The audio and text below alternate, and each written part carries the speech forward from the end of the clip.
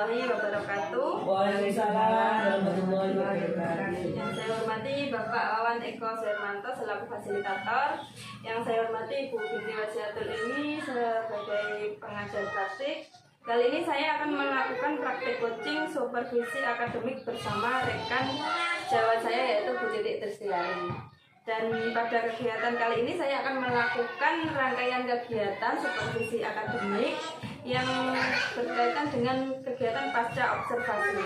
Kalau untuk minggu lalu saya sudah melakukan kegiatan di pra observasi, coaching di pra observasi, dan pada kesempatan kali ini saya melakukan coaching untuk pasca observasi, dan Bu Binti mohon izin untuk melakukan kegiatan percakapan coaching pra observasi, pasca observasi. Oke, baik, selamat siang Bu Titik. Bu Titik ini minta waktunya sebentar untuk melakukan kegiatan percakapan di pasca observasi terkait dengan apa yang sudah Bu Titik laksanakan dari praktek mengajar yang sudah saya observasi kemarin Bu Titik. Kira-kira dari obrolan kita kali ini Bu Titik apa harapannya, mungkin bisa disampaikan? Yang saya harapkan dari percakapan kita ini dapat saling cerita, sharing, terus tukar pengalaman dari Bu Nirma atau sebaliknya. Saya mengharapkan saran dari Bu Nirma untuk dapat memperbaiki pembelajaran saya yang saya ajarkan kemarin. Ya, jadi kalau ada kekurangan mungkin yang perlu diperbaiki. Jadi kalau saya bisa menangkap dari obrolan kita kali ini nanti, Bu Titik mengharapkan saya dapat memberikan masukan-masukan atau saran terkait perbaikan dari kegiatan pembelajaran yang sudah Bu Titik laksanakan kemarin. Oke. Kemudian saya ingin tahu bagaimana perasaan Bu Titik setelah melakukan kegiatan pembelajaran kemarin. Itu saya merasa lebih lega. Dulu saya sudah menyiapkan seperangkat pembelajaran yang jauh lebih lengkap, berbeda dari biasanya. Karena anak-anak juga terlibat, juga terlihat lebih antusias untuk dalam pembelajaran. Saya juga melihat seperti itu Bu, jadi anak-anak terlihat antusias sekali yang mengikuti kegiatan pembelajaran pada saat pra observasi itu. Mungkin kegiatan dari Bu Titik yang diberikan Bu Titik itu sangat menarik untuk anak-anak sehingga anak-anak merasa antusias sekali Bu Titik. Terus kemudian pada saat pra observasi kemarin Bu Titik kan merencanakan beberapa perbaikan. Itu apakah sudah tercapai? Sudah benar Mas. Kemarin saya merencanakan untuk menggunakan benda konkret atau peraga asli yang anak bisa memegang, merasakan. Jadi anak bisa mengeksplorasi benda tersebut. Kemarin saya menggunakan 2 jeruk dan bisa buah yang lainnya, di mana anak bisa melihat langsung alat peraga itu. Jadi apa yang sudah Bu Titik rencanakan kemarin sudah terlaksana semua gitu. Kemudian berkaitan dengan tujuan pembelajaran, apakah sudah tercapai? Berkaitan dengan tujuan pembelajaran yang ingin saya capai, tentunya berkaitan dengan 3 pengembangan. Di antaranya siswa dapat mengucapkan doa ingin belajar, terus dapat menunjukkan rasa ingin tahu dengan bertanya. Terus anak mampu mengupas 2 jeruk. Terus anak mampu menyebutkan macam-macam buah. Anak mampu membuat sate dari buah yang ditusuk-tusuk itu, terus dan dengan rapi sesuai perintah. Ini sudah tercapai Bu Nirma, dapat dilihat dari hasil penilaian kegiatan. Jadi tujuan pembelajaran yang Bu Titik lakukan harapan kemarin sudah tercapai semuanya. Di sini kan Titik sudah melakukan beberapa rangkaian pembelajaran. Kira-kira apa yang sudah berjalan baik dan apa yang perlu dipertahankan, kemudian apa juga yang masih memerlukan perbaikan dan mungkin bisa untuk ditingkatkan. Dengan jelaskan bisa Bu Titik? Saya rasa pembelajaran yang sudah baik ini adalah pembelajaran yang kontekstual. Selain itu saya juga sudah menggunakan benda-benda konkret atau peraga langsung. Jadi kemarin Bu Titik saya lihat sudah menggunakan media langsung ya, Langsung dari dari buah asli ya. buah asli. Jadi anak bisa memegang, kemudian meraba bagaimana kulitnya, Ya, merasakan rasanya seperti apa. Jadi anak-anak bisa bereksplorasi langsung seperti itu. Kemudian berkaitan dengan apa yang sudah baik nih Bu. Selanjutnya apa kira-kira yang masih perlu ditingkatkan atau rencana perbaikan ke depannya Bu Titik? Dalam hal ini saya merasakan masih kurang dalam penerapan pembelajaran berdiferensiasi. Mungkin saya sudah berusaha menerapkan, namun dirasa masih kurang dan perlu perbaikan juga. Jadi apa yang Bu Titik sampaikan ini berkaitan dengan praktik mengajar yang dirasa masih kurang maksimal di dalam penerapan pembelajaran berdiferensiasi, baik itu dari perencanaan, proses maupun evaluasinya. Saya ingin bertanya terkait area pengembangan berkaitan dengan perbaikan yang ingin Bu Titik lakukan. Tentunya ada strategi-strategi tertentu.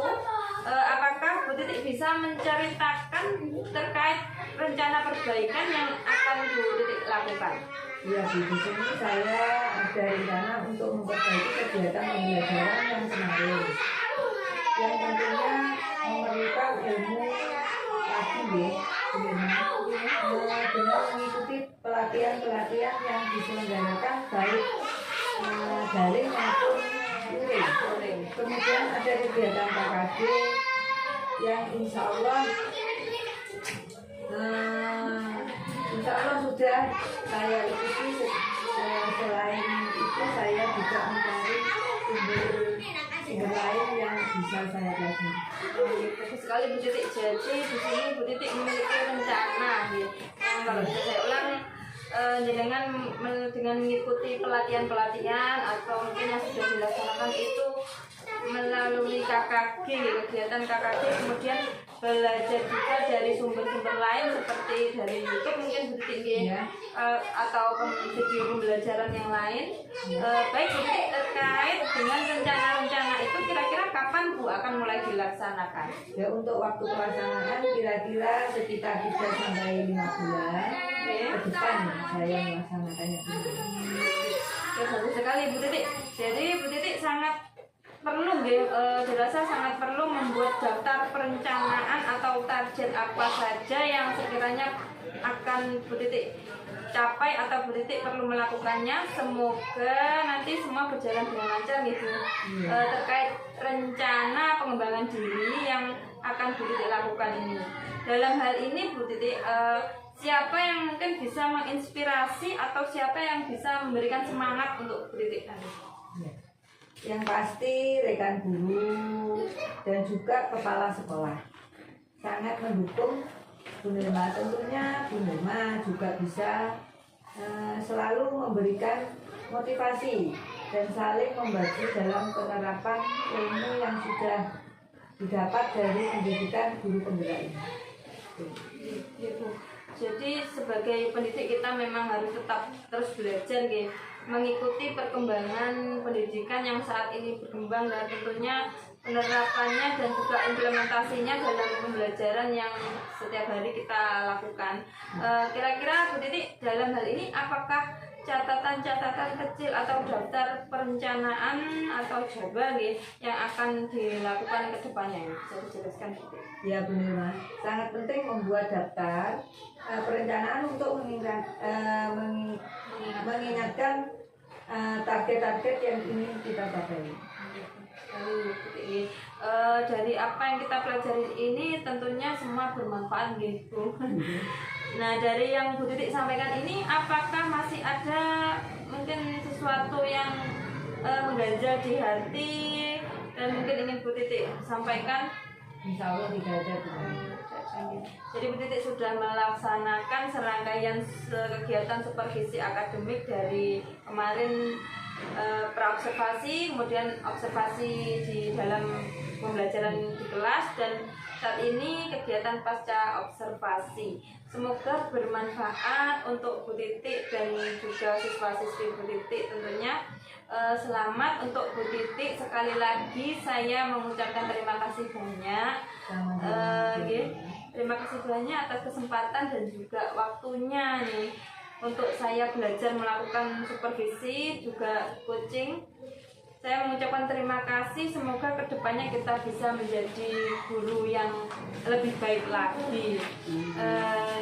Demikian kegiatan coaching dalam rangkaian supervisi akademik di tahap pasca observasi dengan rekan saya Bu Titik Tristiari yang sudah saya laksanakan. Mohon maaf apabila ada banyak kekurangan, semoga senantiasa bermanfaat untuk kita semua sebagai pendidik, dan terima kasih.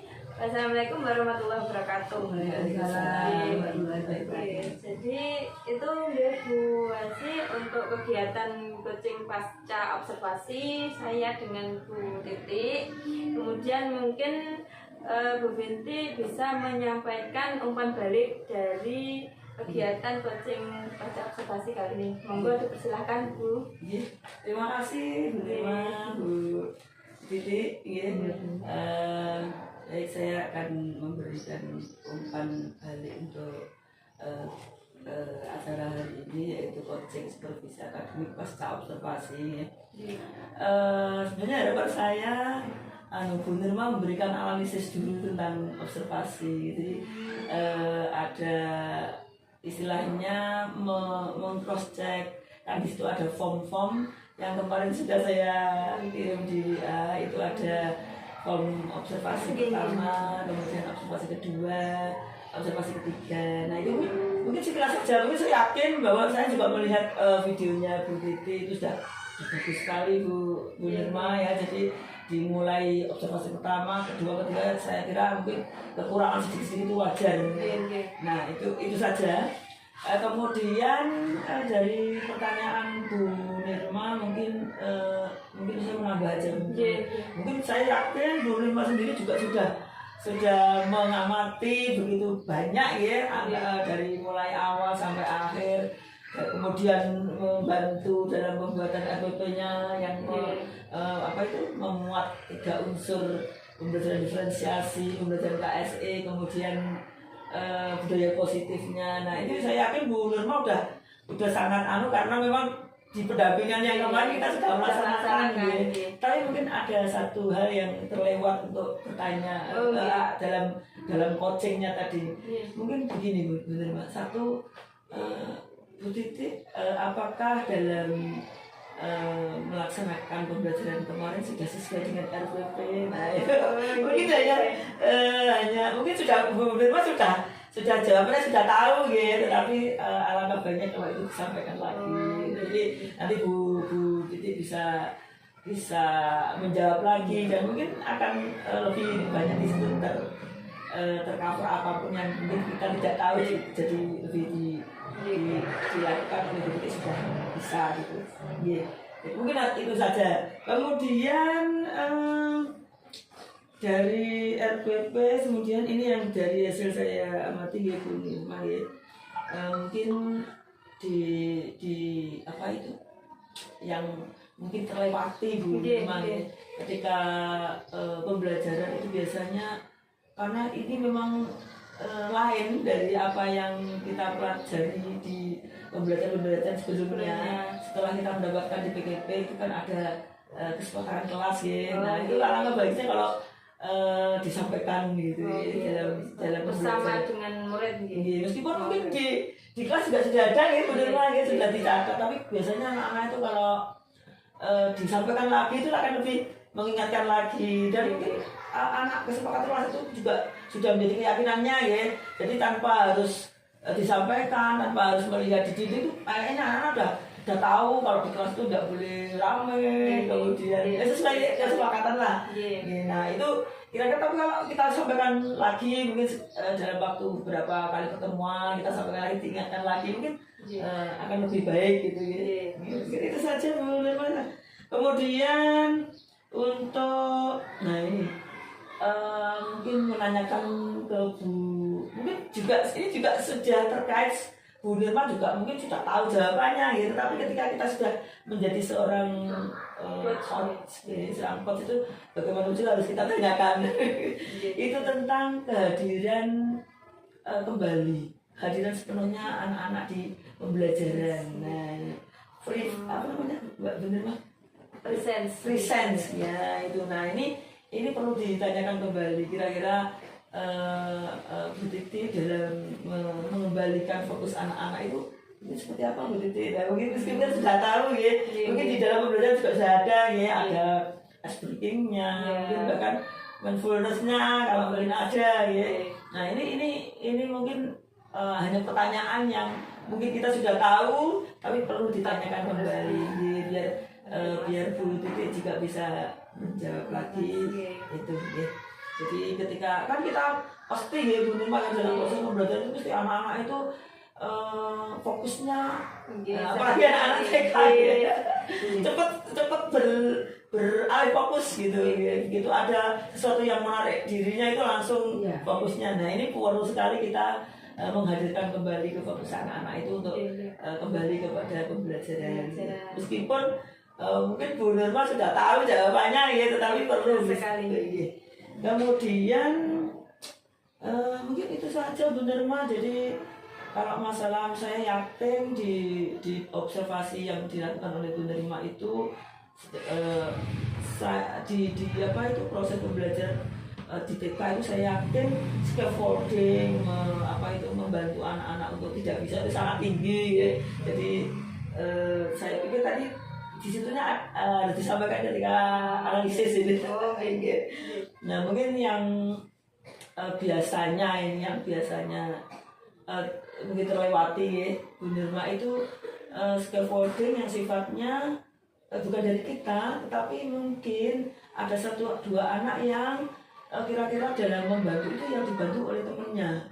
Nah itu seperti metode peer teaching itu dibantu temannya. Iya, itu artinya teman sejawat si anak itu lebih bisa membantu dirinya. Lebih ke KSE sosial emosional. Iya betul sekali. Nah itu masuk di situ. Mungkin itu nanti bisa ditambahkan ke penilaian gitu. Iya. Jadi scaffolding yang sifatnya dari anak sesama teman, dari sesama teman. Kalau kita saya yakin udah Bu Nirma juga sudah sering sekali gitu, apalagi di anak-anak TK sangat butuh bantuan gitu. Tentu kita sudah melaksanakan itu. Tetapi ketika bantuan itu, ayo anak-anak mungkin ada yang bisa, ayo bantu temannya. Sering gitu dia. Kemudian mungkin juga ada yang ini menurut penilaian saya aja Bu Nirma. Jadi ketika mungkin di akhir pembelajaran itu sudah ada refleksi ya, sudah ada pertanyaan-pertanyaan yang diajukan ke anak-anak ketika refleksi. Nah ini mungkin ada satu hal yang mungkin terlewat, biasanya itu motivasi yang sifatnya di rumah. Nah ini mungkin perlu disampaikan bahwa motivasi belajar di rumah itu juga sangat penting, karena anak-anak itu lebih cenderung mengikuti apa yang disampaikan oleh gurunya daripada orang tuanya di rumah. Jadi ketika di rumah orang tua mengingatkan untuk belajar itu dia akan ingat juga di sekolah. Saya tadi juga diingatkan di sekolah. Jadi mungkin motivasi yang sifatnya di rumah aja. Berarti itu nanti langsung ke wali murid. Enggak, kita kan di kelas saja di proses pembelajaran.